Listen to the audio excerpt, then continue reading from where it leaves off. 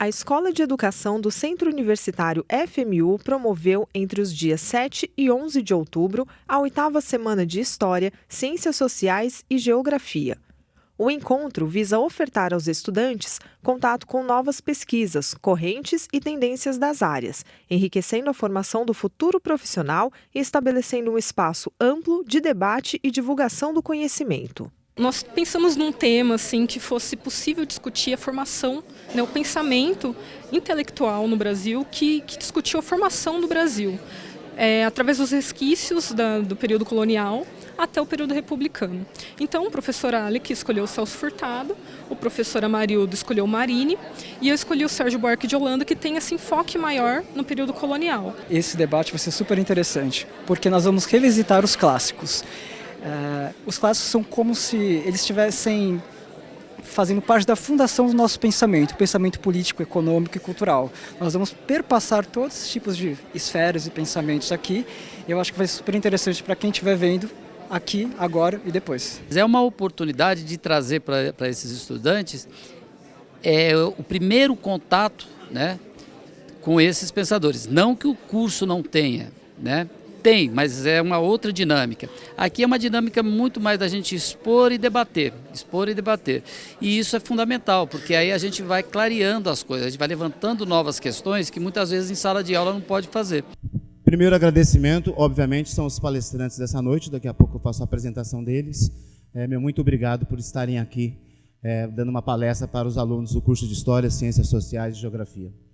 Quero agradecer a presença, obviamente, também de todos vocês, alunos, para essa semana. Afinal de contas, vocês estão prestigiando, né, o nosso curso, né? Então, portanto, esses 3 cursos. Semana acadêmica dá um trabalho enorme, né? Por mais que, às vezes, vocês olhem e pensem que é algo simples, dá muito trabalho. E seria impossível realizar essa semana sem o apoio do meu corpo docente dos 3 cursos. Por isso, eu gostaria uma salva de palmas aos professores de História, Ciências Sociais e Geografia. Então é com um prazer muito grande que eu recebo todos aqui. Muito obrigado. O Sérgio Buarque de Holanda, ele conclui 3 pontos, né, na visão do paraíso, e aí eu tomei a liberdade de tentar também ligar a visão do paraíso com raízes do Brasil. Né? O primeiro ponto que ele conclui é que o mito edênico ele foi mais forte entre os espanhóis do que os portugueses. E isso influenciou o tipo de colonização que teve aqui na América Portuguesa e na América Espanhola. Né? Ele vai traçar essas diferenças, que eu vou falar mais para frente, né? E ele traça um fio condutor entre o período colonial, o Império e a República. Essa é a proposta principal do livro. Quais são os fios condutores? São 3. Né? A extração da matéria-prima ao exterior sem retribuição de benefícios. É o primeiro. O segundo, a distribuição de terras da colônia para portugueses, através das capitanias hereditárias. Esse ponto, em especial, vai fazer com que o patrimonialismo e o personalismo, por conta das capitanias hereditárias, que vão ter a política e a economia centralizada nas mãos de poucos, vai incutir nesses 2 conceitos que vão influenciar toda a nossa história até os dias de hoje. Né? Que aí eu tomei a liberdade de fazer a ligação com raízes do Brasil, porque as 2 obras se completam. Né? Então, aí ele conclui, essa é a última frase do livro, ele fala que a procissão dos milagres, eu tendo a achar que foi irônica essa frase, né? A procissão dos milagres há de continuar assim através de todo o período colonial, e não a interromperá a independência, sequer a república. Né? Então, milagres entre aspas, né? Porque o motivo edênico ele foi utilizado para chegar aqui, mas, na realidade, a intenção era conquistar o território. Né? Ele vai definir a colonização portuguesa como uma colonização progressiva. Né? E ela terá o seu início justamente em São Paulo, porque era a região menos rica. Ou seja, não se tinha notícias de ouro, de pedras preciosas, e também não era a região que era mais utilizada pela coroa para o comércio de cana-de-açúcar. Né? Outro ponto também que é importante, e na minha visão é o mais importante, é o da centralização da coroa nessa colonização portuguesa. Né? A coroa ela centralizou tanto o poder em si, né, e principalmente com o decorrer do período moderno, com a centralização do poder real, com a monarquia absolutista, né, um projeto, inclusive, pombalino, a tendência era de impedir que, aqui na América, houvesse uma colonização liberal, né, entre aspas, não é liberal no sentido que a gente entende hoje. Liberal é que fosse controlada mesmo, né, pela coroa. Então, isso vai influenciar até os nossos dias de hoje, porque a coroa portuguesa ela denominava quem tomaria conta da administração, quem faria as conquistas no sertão, quem tomaria conta da política. E essas mesmas famílias elas se perpetuariam por todo o período da nossa história até os dias de hoje. Patrimonialismo e personalismo, exatamente. Então, aí eu acho que a obra do Sérgio Buarque se completa, né, com Raízes do Brasil e Visão do Paraíso, porque ele conclui nessa obra o que ele iniciou na discussão de Raízes do Brasil, que foi uma síntese bem enxugada e ensaísta, né? A obra de Visão do Paraíso ela é mais historiográfica e traz um aporte de muitos documentos, né, que a gente pode se apoiar. A formação econômica do Brasil vai marcar, como eu disse para vocês, o pensamento, as principais teses do Celso Furtado. Ora bolas, o que ele vai de fato dizer sobre isso? Primeiro, como eu já tinha cantado a bola para vocês, a importância do modo de produção.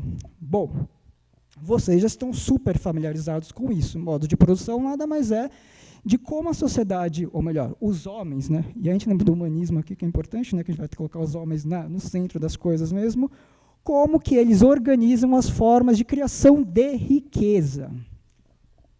Bom, o Celso Furtado ele vai trazer toda uma formação histórica do modo de produção no Brasil, se remetendo ao que se chama internacionalmente de plantation, mas o que também nós estudamos, nós pesquisadores também estudamos como o modo de produção básico, o engenho, né? Ou seja, desde a época colonial, o Brasil é dependente, ou melhor, tributário da produção em larga escala, da monocultura associada, no caso do Brasil, à escravidão. Isso é fundamental. O trabalho é colocado como crucial na formação do nosso país, o trabalho escravo de negros trazidos da África, de diversas partes da África, né? Esse modo de produção vamos se desdobrar em sistemas. Bom, vocês são historiadores, sabem muito bem a obra. Existe uma obra muito famosa de um historiador chamado Antônio Novaes, que vai descrever como esse sistema vai funcionar. Na verdade, ele é um tripé. Aqui se produzia o açúcar, que era exportado para a Europa, e a Europa, por sua vez, organizava com a metrópole todo um comércio de açúcar e de exportação de mão de obra. Vocês estão me ouvindo? Então, né? E de exportação de mão de obra escrava da África para o Brasil. Então, tem um tripé, é um triângulo. Vocês conseguem visualizar na cabeça de vocês isso? É meio fácil, né? Então, pois bem, esse é o nosso sistema. E, segundo o Celso Furtado, esse sistema vai, de fato, guiar, vai apontar caminhos de desenvolvimento ou de subdesenvolvimento do nosso país. Ou seja, modo de produção, estruturas e também os tais dos ciclos econômicos, açúcar, ouro e café, vão perfazer uma estrutura de desenvolvimento econômico. E essa estrutura que vai ditar o nosso início, o nosso meio e o nosso fim. O desenvolvimento do Brasil é diferente do desenvolvimento do capitalismo europeu, certo? Aí ele bebe, na verdade, em dois autores. Um, ele vai beber lá no próprio Marx, quando Marx escreve a tese da via prussiana. E depois o Lenin desenvolve também essa tese da via prussiana, que, na verdade, deveria se chamar via russa, né? Ou seja, cada país tem uma particularidade, cada país tem uma história. Portanto, cada país vai ter um tipo de burguesia, um tipo de capitalismo. Nesse sentido, ele bebe muito num autor que nós precisamos discutir e resgatar também, que é o Caio Prado Júnior. Porque o Caio Prado Júnior mostra isso. O Caio Prado Júnior vai falar, não, espera um pouquinho, o Brasil não tem feudalismo no Brasil. Certo? Porque aqui tem colônia, é diferente do feudalismo. Ah, tem semelhanças? Tem, mas são apenas semelhanças. E o PCB, ou PCB, o Partidão, ele defendia a tese de que aqui nós tínhamos feudalismo, certo? E, portanto, se temos feudalismo, nós vamos trazer resquícios feudais para a nossa realidade. Caio Prado já dizia, não existe resquícios feudais, existe resquícios coloniais. A escravidão nos gera resquícios coloniais, não feudais, até porque no feudalismo não tem escravidão. Pois bem, o Rui Mauro ele vai beber nessas fontes e ele vai bater de frente exatamente com esses grupos, né, com esse setor da CEPAL e do PCB. Agora, observem uma coisa que é fundamental. Ele poderia muito bem ficar numa discussão acadêmica, mas não. Ele sabia que o PCB era o partido que dominava a classe trabalhadora, dominava a cabeça da classe trabalhadora, dominava os sindicatos, os movimentos sociais na época, né? Mais os sindicatos. Então, o que ele faz? O alvo dele não é a CEPAL, porque a CEPAL ele sabia que era uma instituição da ONU, obviamente imperialista, certo? Com interesses imperialistas. Então, o alvo dele era o PCB, para desmontar o discurso e a posição, a praxis, vamos usar o termo mais correto, a praxis políticas do PCB. Então, o objetivo dele é romper com o reformismo do PCB, é romper com essa perspectiva de conciliação de classes e, consequentemente, criar um movimento, ou ajudar a criar um movimento que, de fato, fosse para radicalizasse a luta de classe, criasse aquilo que o grupo dele e vários outros pensadores da época falavam, que é criar o quê? Um movimento independente da classe trabalhadora, independente do ponto de vista político, independente do ponto de vista ideológico e, consequentemente, ou principalmente, independente do ponto de vista teórico. Ter uma teoria própria da Revolução no Brasil. Essa era a tese do Rui Mauro, ou essa foi a luta do Rui Mauro Marini. E quem vai tirar? Quem prometeu fazer parar a minha dor? Se me esqueceu, quem vai fazer voltar?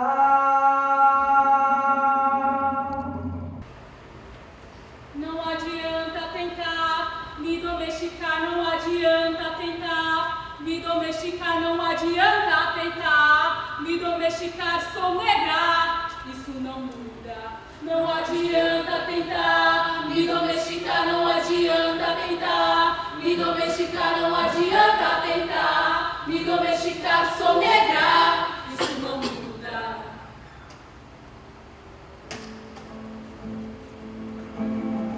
Negra sim, e daí?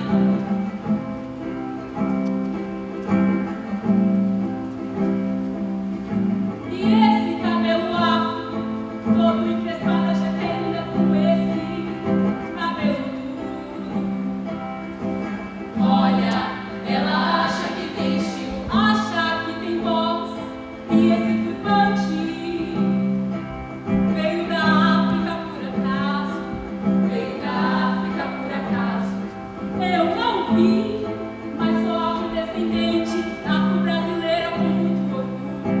Solto meu cabelo porque eu sei que ele é lindo, embora seja diferente. Uma criança, um professor, um livro e uma caneta podem mudar o mundo. Não se calma, mulher. Só há evolução quando há amor por nós mesmos.